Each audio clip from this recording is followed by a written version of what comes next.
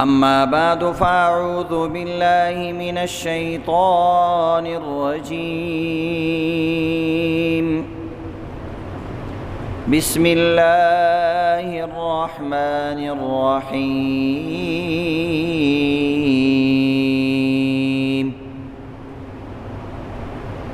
اهدنا الصراط المستقيم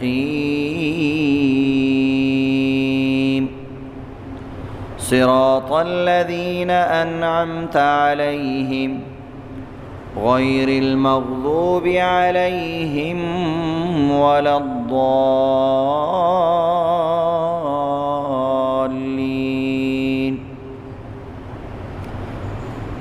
صدق الله العظيم. طول حاضرین درود شریف وائے. اللهم صل علی محمد وعلی آل محمد وبارک وسلم.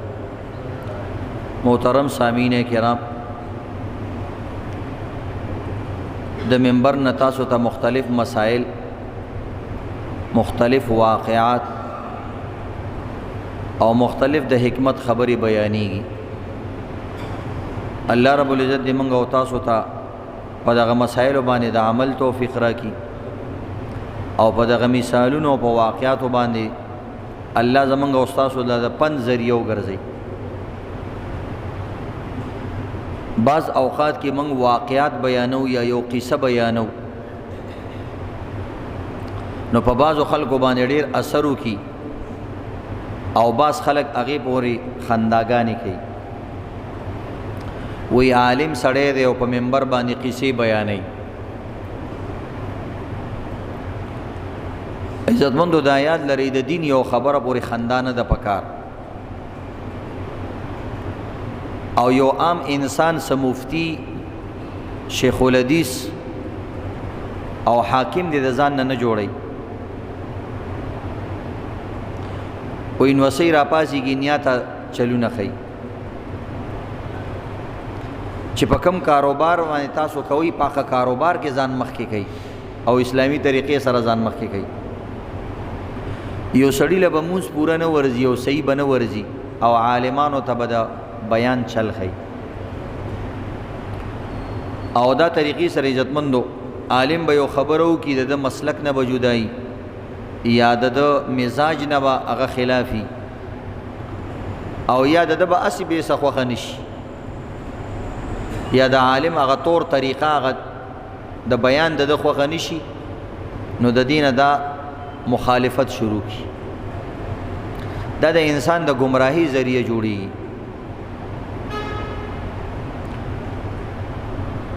او دا شان عزتمندو د عالمانو هم د دنیا ضروریات یو دا ټول کارونه هغوی هم کوي. اوس په لاره باندې را روان وم، تاسو یقین وکړئ زه په موټر سایکل چې روان یم زه موبایل ګورم، که چا لیدلی یم ډېر کسان ته پته. اوس د جمعې یو بیان ما وکړو، دا دویم بیان کوم او زه ځان سره زوی راولم په موټر سایکل باندې شاته زه بیا هم د خلکو د مسلو د جوابونه ورکوم.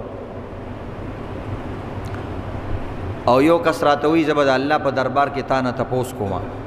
یو مسله مې در لېږلې ده، شپږو صفحې مسالې را لېږلې ده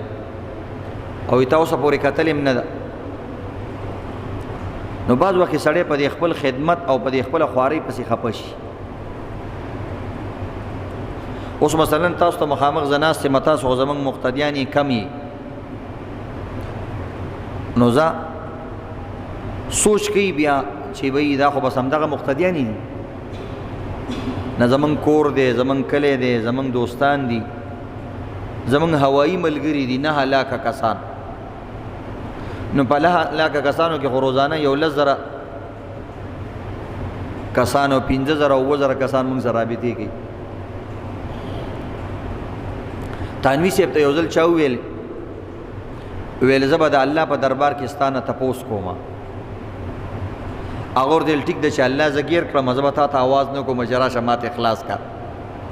خبره ختمه. که زه الله ونیولم نو زه به تا ته آواز نه کوم چې راشه ته مې ته اخلاص کړه. مونږ خو د الله نه یریږو. عزتمندو خواري اوسې زمونږ د مرۍ ته وګوره آواز نه راوځي دي، ټوله ورځ لګېږي خلکو ته مسایل ښایي. تخپل کور پیاز ټماټر غوړي را نه هېري ښځې سره بیا جنګي او ستاسو د وجې نه موږ د کور په جنګونو باندې مبتلا یو خو خیر بیا هم خوشحاله یو موږ خو کم از کم یو انسان له خدا پکاري چې اخلاق خو د هغه برابري که نه تاسو خو ماشاءالله ادب کوئ د دې مقصد نه چې د جومات والا ملګرو ته دا ویم دا د بار ملک کسان یې هغوی فارغه ناست دي چې چوټي شي نو دا مولیان بیا تنګوي نور الحمدلله موږ ستاسو احسان ګڼو چې تاسو زموږ نه تپوس کوئ موږ ستاسو شکریه ادا کوو ځکه که تاسو زموږ نه تپوس نه کولې نو زموږ علم به زوړ شوی وی ختم شوی به دې سره تازه کېږي خو د دې مطلب دا هم نه چې یو انسان تا ته وایي چې زه فری تا ته اویلیبل یم زه تا ته مفت هر څه ښیم نو د هغه نه سرمن نه دي کوزول پکار په دې خبره باندې ته یو سړي له چې لاړ شي د ورځې او ته ورته ټلیفون وکړي چې کور ته راشه میلمه دې راغلی هغه وایي ورور دا زما د دوکان ټایم دی دوکان ته راشه ورځې نه دوکان ته که نه او چلته هم ورشي په عذابول به نه کې مقصدي خبره کوه او په کار هم داسې ده ځکه هغه د هغه د روزګار ځای دی د عبادت ځای دی خو تاسو یقین وکړئ موږ کله ناکله عبادت هم پرېږدو د خلکو دپاره زموږ زړه غواړي چې یو 2 رکعته نفل وکړو خو وروره پلانې صاحب ناست دی هغه څه د مسلې تپوس کوي زه ورشه هغه ته کښېنم په لاره خپل کار پسې روان یو او یو کس سره ودرېږي زموږ نه دا تپوس نه کوي چې ته چېرته ځې جی یو شاټ مسله ده موږ هغه ته کښېنو په لاره بل ودرېږي تاسو یقین وکړئ موږ نه دا هیر شي چې زه څه کار پسې روان وم نو نور څه وکړو عزتمندو د شپې جنازې عالمان کوي د ورځې کوي ختمونه د خلکو کوي تراو کې به چېرته تاسو نه اورېدئ چې وایي امام نشته هر ځای کې امام موجود مونځ کې به چېرته په کال کې یو ځل 2 ځله به داسې راشي چې قاري صاحب نشته فلانې نشته نور موجود یا به نایب موجود یا به قاري صاحب یا به بل داسې ډیوټي په دنیا کې څوک ورکوي خو زه دا یو ګیلې خبره وه زړه کې م راغلې وه نو دا طریقې سره خلک عزتمندو عالمان قاریان وغیره چې کنځلې کوي ردې بدې وایي یو ځل یو ملګري به ما ته زما د اخبار کې مسایل راځي ما به جوابات ورکول مولا شانو یا قاریو د منصیري طرف نه ما ته ټلیفون کو نو د جمعې په ورځ به 20 مسلې په کاغذ باندې لیکلې وي یا 10 مسلې او هغه ټولې به تپوس کولې نو یو ځل ټلیفون وکړلو ما ته وایي دا مسلې دي ما ورته ویلې زه لږ مصروف یم ما ته اوهو مخکې به دې ویلی وی که نه چې ما پیکیج نه کولی په ټلیفون مې تپوس کول نو ټلیفون دپاره په هغه وخت کې په 2 منټه که په د 1 غنټې دپاره به پیکیج کېدو 2 روپۍ به اخیستې غالبا 1 غنټه به فری خبرې کولې نو ما ورته 2 روپۍ دې لګولي 100 روپۍ به درولېږم خو بس پرېږده نو بس معاف هم کا نه جي تا ته ویل پکار دي تاله ویل پکار دي اوس مان نامان میں تیرا مہمان بچاؤ دسترخوان او ګرانه شي سړي دغه تاسو ګورئ موږ په دې بیان مینس کې مالګه خورو مالګه څومره نقصاني شی دی صرف د دې وجې مرۍ صفا شي چې تاسو ته اواز صحیح رسي په دې حلق کې اواز اون خلی ټوله ورځ موږ خبرې کوو د لیوانو په شان دا صرف د دې دپاره وایو عزتمندو خپه نه یو په دې باندې الله نه تاسو هم نه خپه کېږو ملګرو هم نه خپه کېږو خو کله ناکله سړي زړه کې لږ ګیله شان راشي ما یو کس ته ویل ما څه اوس هم 14.5 زره میسیجونه په واټساپ کې موجود دي څومره 13,500 که څوک یې ګوري وروسته راشي ما سره میلاو شي نو ما ته داسې یو طریقه وښایه داسې جادوګري راته وښایه چې د 14.5 زره میسیجونو به روزانه څنګه سړی جواب ورکوي چې یو طریقه راته ته وښایه زه خیر 14 ځله چې ته په موبایل باندې ګوته داسې کېږي د ګوتې نه به د پوټکې م واوړي نو خیر دی لږ موږ سره هم ګزاره کوئ موږ تاسو سره ګزاره کوو د مولا زړه وګوره ګړوب ګړوبي د مولا زړه ګړوب ګړوبي ولې هر جماعت کې کم از کم 500 کسان خوي که نه نو سوچ کوه مولا غریب د 500 کسانو د زړه خیال ساتي تاسو 3 ملګري او هفته کې دوه پیری جګړې کوي او صلح کوي دا سیده کنه په کور کې څلور پنځه کسان یو پلار یو مور یو زوی یو لور او څلور جګړې په هفته کې کیږي کنه کیږي نو سوچ کوي چې په کوم جمعه کې 1500 او 2000 کسان دغه مولا بسالي خو یو بل سره خاصتا جنگ وکي او په روټي باندې کې نه بیا صلح کوي او مولا ته کال پسله کې خبره ساتي هغه خوار باندې شا زړه نه خوږي چې دا غریب راځي د سپینی جامې صرف استعمالول دام ګران کار دی په دې دور کې هغه خو غوړ جړ ګرځي د ستاسو د وجنه ګرځو ګینه زمونږ رنگینو جامو ته ځل کېږي چې خلک جامې واچو او فلانې رنگ واچو فلانې دې ته به چا ځل نه کېږي خو سپینی جامې دی وای نه شو چې داغ په معلومیږي ګند په معلومیږي او د پیغمبر خوخي جامې دي او د دې خلکو منځونه چرته خراب نشي د دې باوجود چې ستا په پرتوک باندې تا نه مثلا ام خوري او یو ساس کې دنم پریوتو لس مقتدین ته وایي دا پرتوک دی ګنده دی ته وایې چې ما غول کړي په پرتوک کې لکه دې طریقې زرا لکه د مولا پرتوک تا د مولا کالر تا او د مولا یو زیته د خلکو خیر دی خبره د جمعه لپاره روزه سپینه جوړه روزانه یو غند کیږي نو د هفته و جوړې کپڑے استعمالوا نو ځسن لنلاړې مسو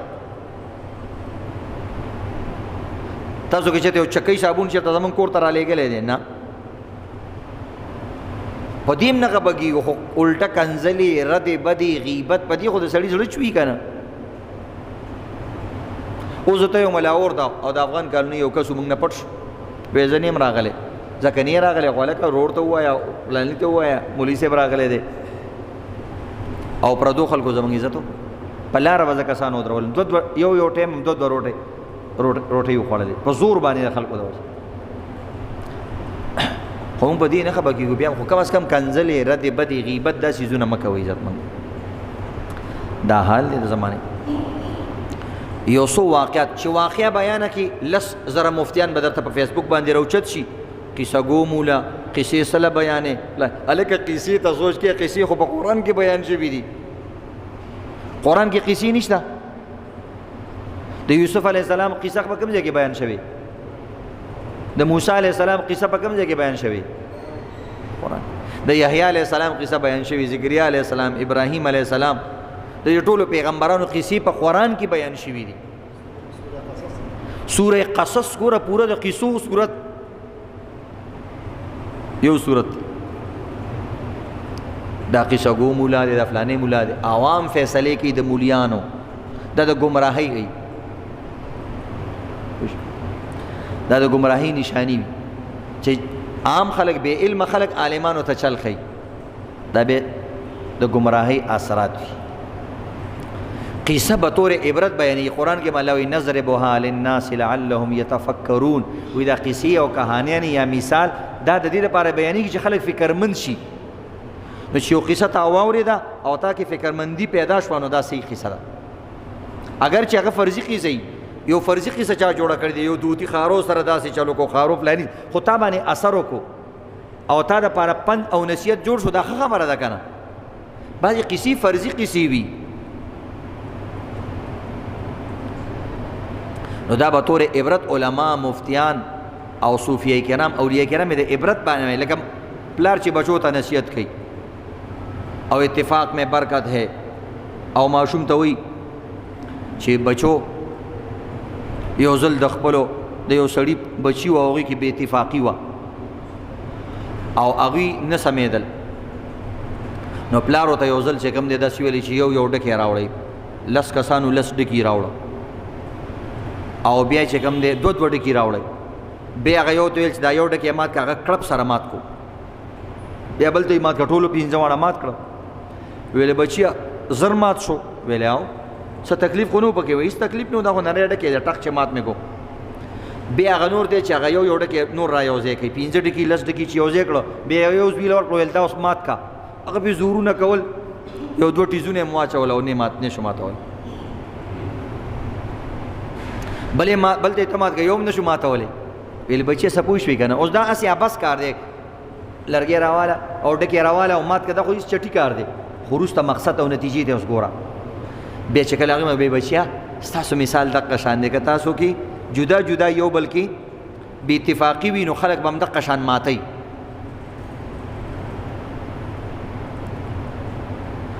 او غفار خان بابا مو وایي و یو کیږو ګینې ورکیږو، یا ولی خان بابا هغه ویلي یو کیږو ګینې ورکیږو، یعنې ماتیږو ختمیږو. نو چې سړی وایي چې دا قصې په قرآن کې کوم ځای کې لیکلې ده چې دا ما سړی او بچي را جمع کړه او ډکي وزره دی په قرآن کې کوم ځای کې لیکلې، نو ته ورته په قرآن کې را پیدا کولی شي؟ ته ورته دې ته وګوره چې دغه سړو په بچو کې اتفاق پیدا شو، هغه خو ډېر ښه شو، خو اثر یې پې وکړو خبرې که نه، نور څه غواړې؟ کابل دې پکار دی که مڼه؟ بعضې داسې سادهګانې قصو ته بس ګوري. قصه به طور عبرت دا ډېر بهتر چیز دی، او قرآن کې باقاعده قصې بیان شوي. نبي علیه السلام خلکو ته مثالونه او قصې بیانې کړي،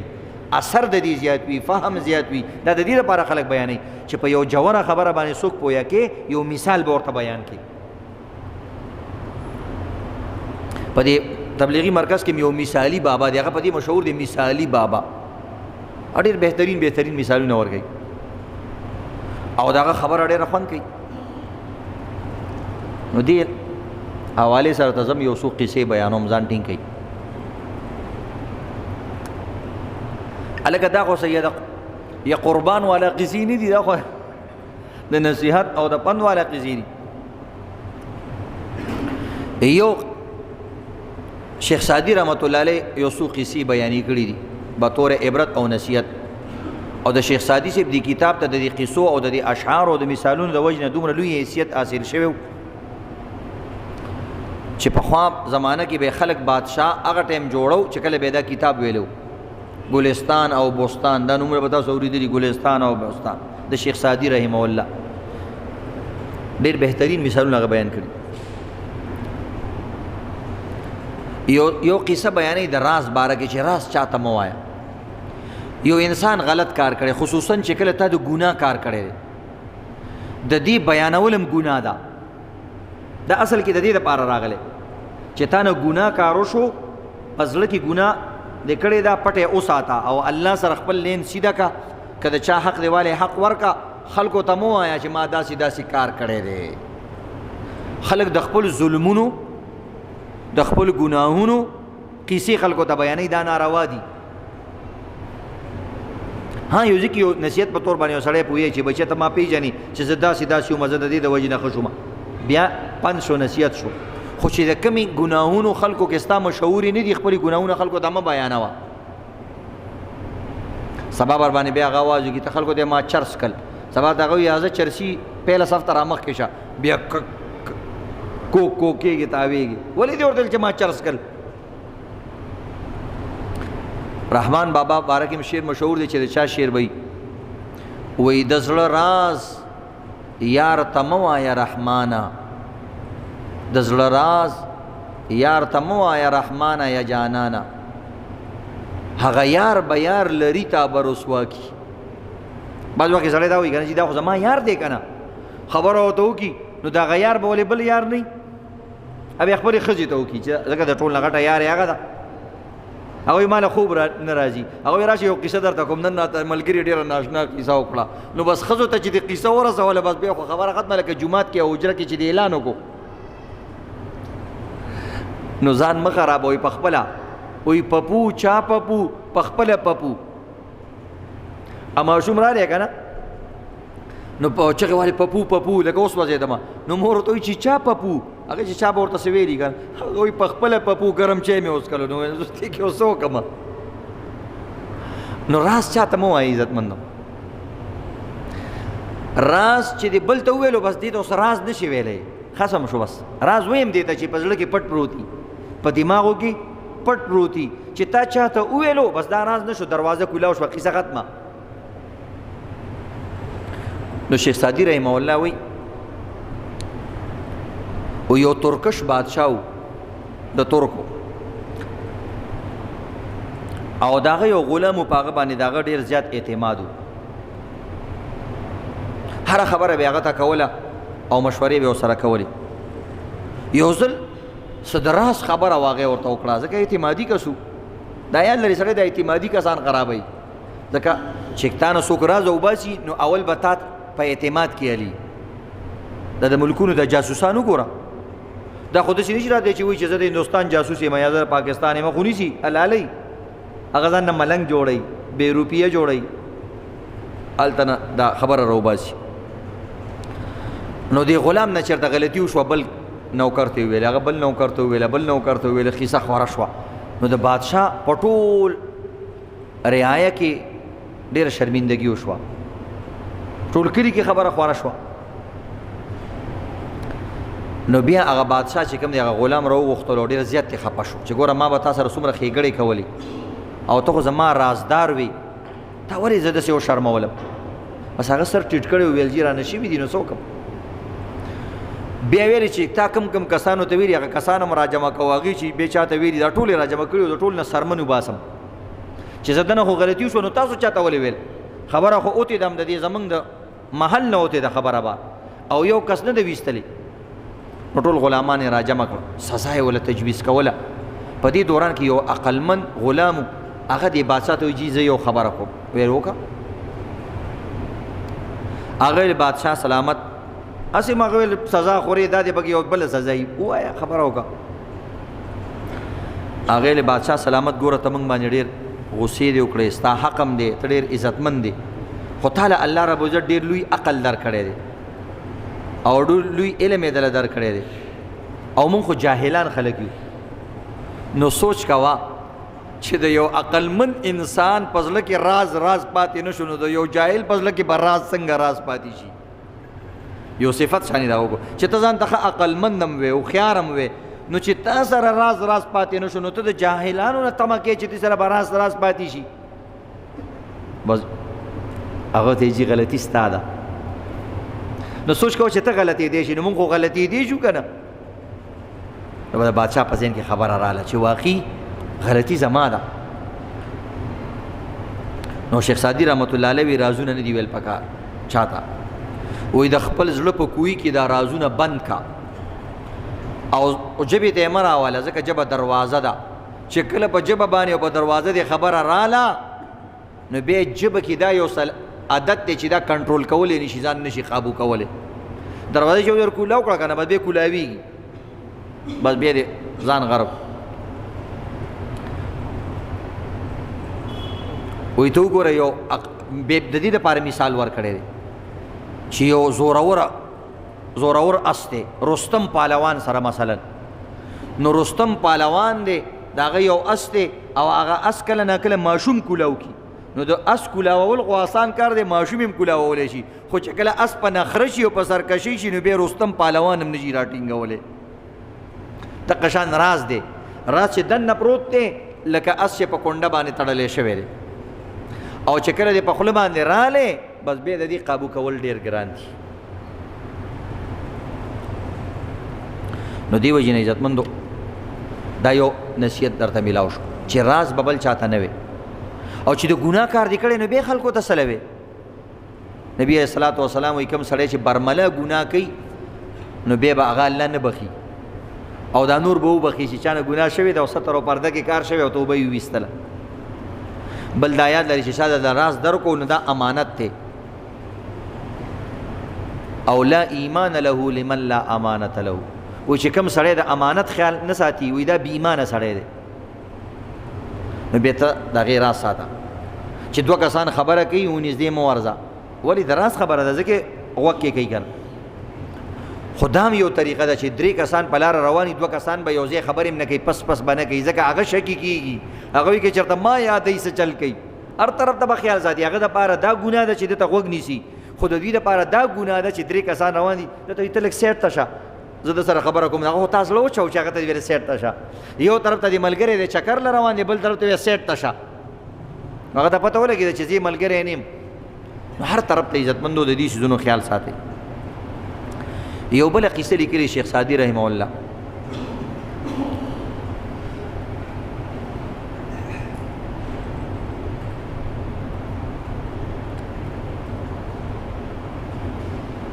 وایي چې کله د نیک کار په لاس باندې راشي مقصد د خبرې دا دی نو هغه نیک کار بل ته مه پرېږده ځکه پته نه لګي چې په کم نیک کار کې ستا د دوانو جهانو فایده ده د دنیا فایده به دي پکې بعض وخت هغه لیکلي چې و یو ځل یو ملنګ سړی یو درویش سړی فقیر سړی د یو امیر په دروازه باندې سوال لاړې هغه امیر ډېر زیات کنجوسو بخیل شوم پړق داسې شوم پښتنو باره کې دغه وایي دا پنجابیان وایي پټان چمړي لگاتا ہے دمړي نہیں لگاتا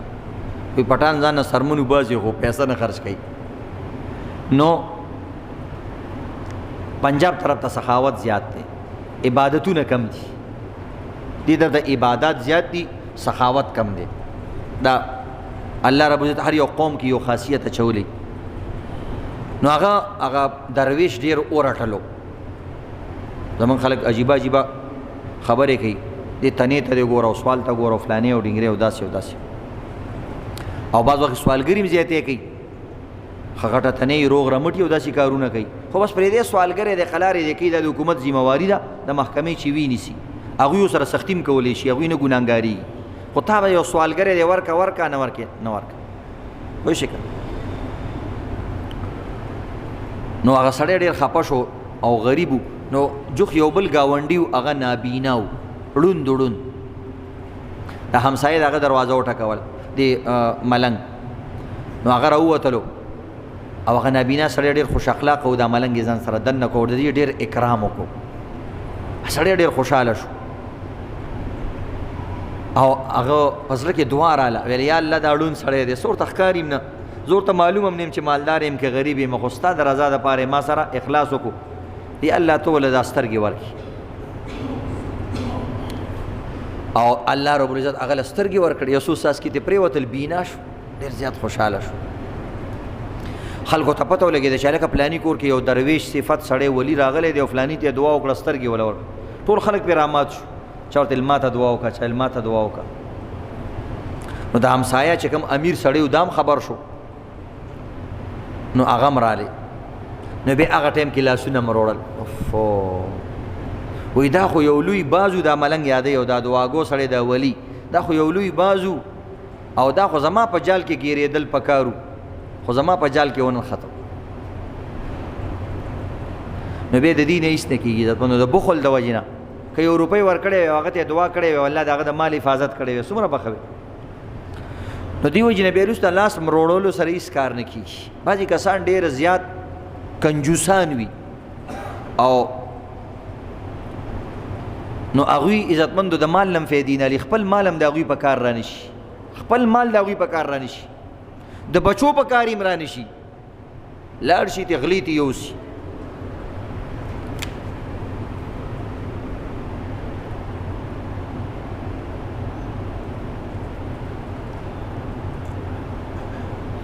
و یو کنجوس سړی و د هغه نه زوی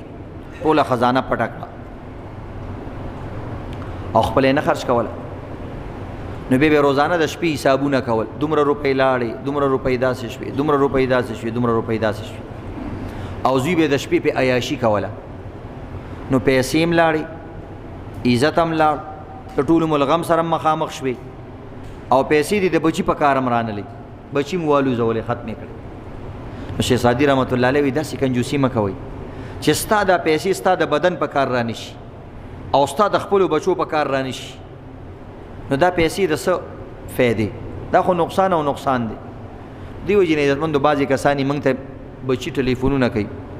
چې داسې دعا راته وښایه چې د پلار دا جب هم کولاو شي یو ځل یو سړي ما ته ټلیفون کړی وایي ما ته د خوب تعبیر وښایه خوب تعبیرونه باندې زه ډېر نه پوهېږم او نه یې بیانوم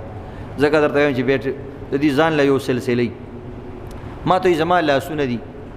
دا خوب مې د لور لیدلی دی چې زما لاسونه باندې میخونه ټاکوال کېږي د لور مې کتلی دی زما باره کې دا خوب نو ما ورته تعبیر درته بیانوم خو چې خفه رانه نه شي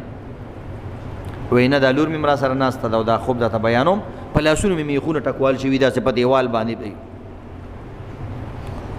نو ما ته وایي چې سم د دې څه تعبیر دی ما ورته د دې تعبیر دا دی چې ته شوم شوی بخیل شوی خرچه نه کې د لاسونو د بندوالي هم دقه مراد ما ته دا څنګه ته دا تعبیر راوېستو د ګاډي تکړه سړی دی ما ورته دا د قرآن د یو آیات نه یهودیانو به د الله پاره کې ویل ید الله مغلوله وایي د الله لاس تړلی دي خلکو نه زکات ته وایي چې زکات ورکړه د الله لاس تړلی والا اشاره د دغه ځای نه میلاوي نو بهرحال عزتمندو کنجوسي ښه شی نه دی بعضې کسانو ځان باندې نه پیرزو کېږي خبر مو شو مثلا د دپاره نیمبو ښه دی وایي مړه نیمبو باندې څه کې به د مالګه باندې به ګزاره وکړو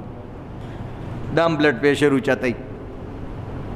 نو دا طریقې مه کوئ د طاقت والا خوراکونه کوئ چې کوم څیز دې وخوړو همدا ستا دی چې کوم د بچو باندې وخوړلو قسم دی د سړي بچي چې د انسان په مخ کې او د پلار په مخ کې خوراک کوي پلار ورسره هسې مړېږي په بچو باندې خوراکونه کوئ د بچو د سهولیات او د دې څیزونو خیال ساتئ ګینې بیا پیسې څه له ګټئ د سره یې ګټئ بیا مو ګټې څه دپاره دې وجې نه دې بعضو قیسو کې عزتمندو ډېر عبرت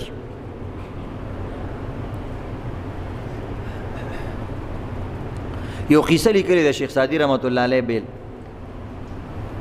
وایي په خاموشۍ کې چې کوم دی د انسان دپاره ډېر لوی خیر پروت دی خدا د هغه انسان دپاره خصوصا چې د چا د خولې نه د خیر خبره نه وځي نو بیا په دې ژبه باندې ځان له یو میخ ټکوال پکار دي هغه میخ د خاموشۍ میخ دی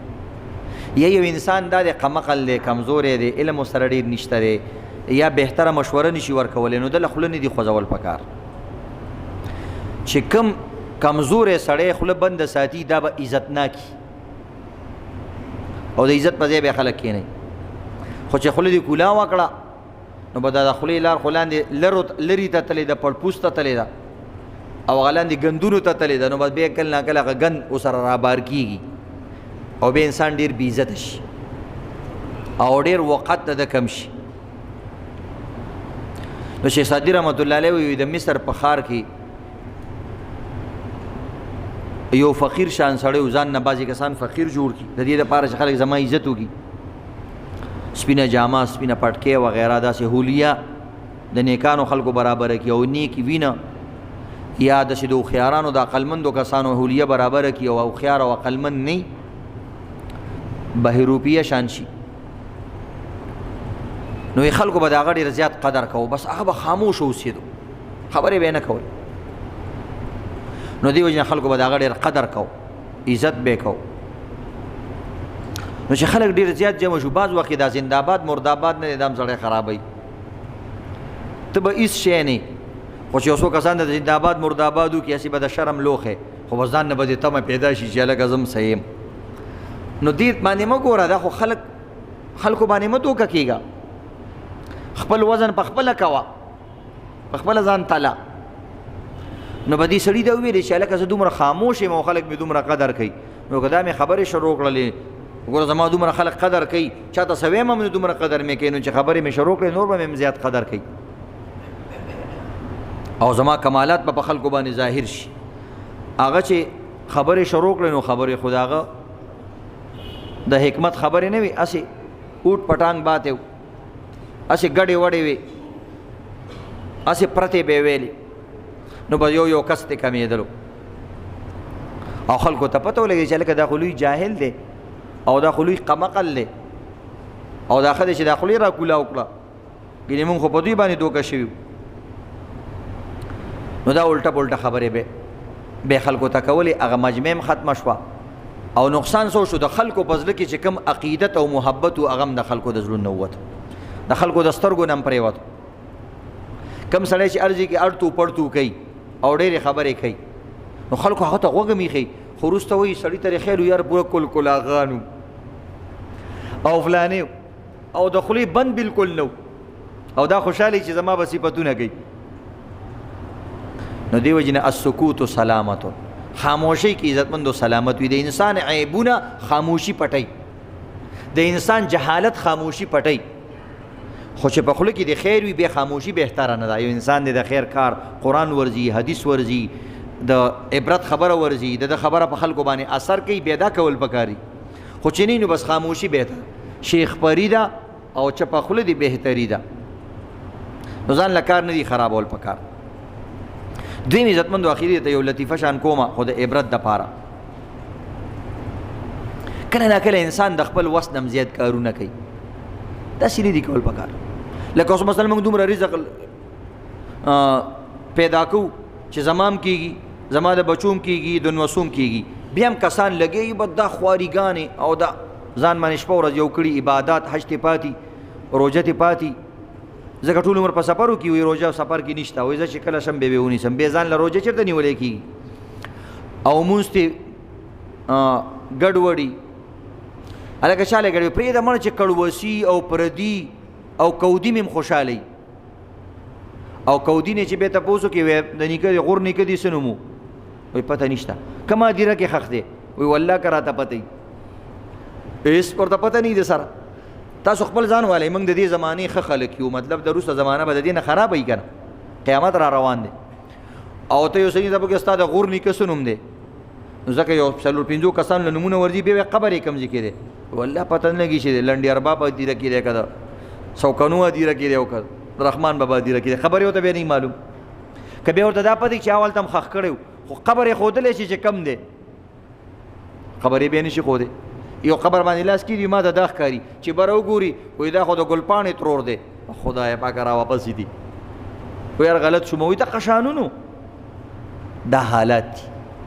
ډېر زیات تیزېدل هم کار نه کوي العجلة من الشیطان دا تیز رفتاري د شیطان د طرف نه ده تیز رفتاري کې سړی غلطېږي ډېره تیز رفتاري مه کوئ سستی به هم نه کې